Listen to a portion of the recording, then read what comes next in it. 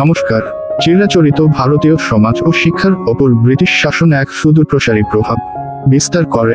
ভারতীয় সমাজের নানা অনাচার ও কুপ্রথার ক্ষেত্রে পরিবর্তন আসে। তৎকালীন সময়ে ধর্ম সংস্কারকে তুলে ধরেছি। জানতে হলে পুরো ভিডিওটা দেখুন। তৎকালীন কুসংস্কার। অষ্টাদশ শতকের শেষ ও 19 শতকের সূচনায় ভারতীয় সমাজ নানা কুসংস্কারের নিগড়ে আবদ্ধ ছিল। বাল্যবিবাহ, বহুবিবাহ, কন্যাপণ, কৌলিন্য প্রথা, জাতিভেদ, অস্পৃশ্যতা, গঙ্গাসাগরের সন্তান নিক্ষেপ প্রভৃতি সামাজিক কুপ্রথা ধর্মের মোড়কে ভারতীয় সমাজকে আচ্ছন্ন করে রেখেছিল। ভারতবাসী সেদিন ধর্মের নামে অধর্মের উপাসনায় মগ্ন ছিল। হিন্দু পণ্ডিত ও শাস্ত্রকাররা এইসব অযৌক্তিক প্রথাকে টিকিয়ে রাখার জন্য শাস্ত্রকে ব্যবহার করতেন।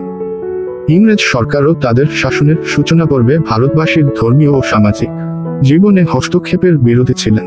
কালক্রমে সম্পূর্ণ মানবিক কারণে সরকার হিন্দু সমাজে প্রচলিত অমানবিক প্রথাগুলির বিরুদ্ধে হস্তক্ষেপ করতে বাধ্য হন। শিশু হত্যার রব।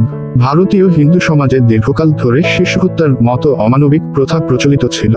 অনেক সন্তানহীনা নারী ঈশ্বরের কাছে সন্তান কামনা করে বলতো যে তার একাধিক সন্তান জন্মগ্রহণ করলে একটি সন্তানকে সে গঙ্গাসাগরে উৎসর্গ করবে।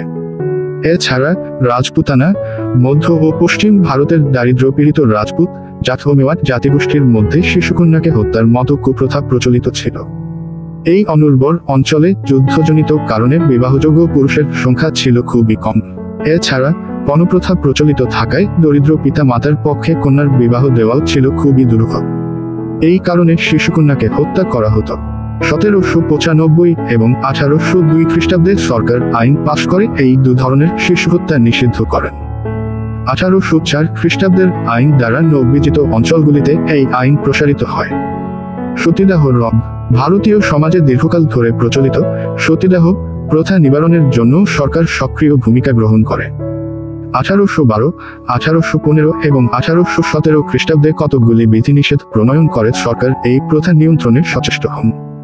রামমোহন রায় এই প্রথা বন্ধের জন্য দেশে আন্দোলন গড়ে তুললে রক্ষণশীল হিন্দু নেতা রাজা রাধাকান্ত দেব এক প্রতি আন্দোলন গড়ে তোলেন।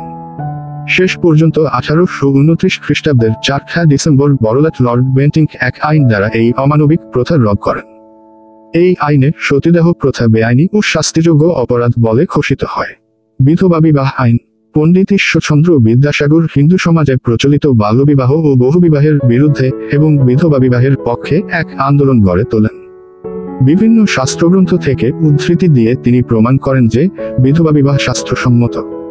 রক্ষণশীল নেতাদের প্রতিরোধ সত্ত্বেও বড়লাট লর্ড ডালহৌসির আমলে 1856 খ্রিস্টাব্দের 26 জুলাই বিধবা বিবাহ আইনসম্মত বলে ঘোষণা করা হয়। নরবলি ও দাসত্ব প্রথা রদ। জমির উর্বরতা বৃদ্ধির জন্য উড়িষ্যার খন্দ উপজাতিদের মধ্যে নরবলি প্রথা চালু ছিল। বড়লাট হার্ডিঞ্জ এই কুপ্রথার ওপর নিষেধাজ্ঞা আরোপ করেন। তার এই উদ্যোগ বিশেষ সফল হয়নি। 1847 ও 1854 খ্রিস্টাব্দে সরকারি কর্মচারীদের বিশেষ উদ্যোগে এই অমানবিক প্রথা রহিত করা সম্ভব হয়। পৃথিবীর অন্যান্য অংশের মতো প্রাচীনকাল থেকে ভারতের দাসত্ব প্রথা প্রচলিত ছিল। 1843 খ্রিস্টাব্দে লর্ড অকল্যান্ডে ভারতে এই প্রথা বিলোপ করেন।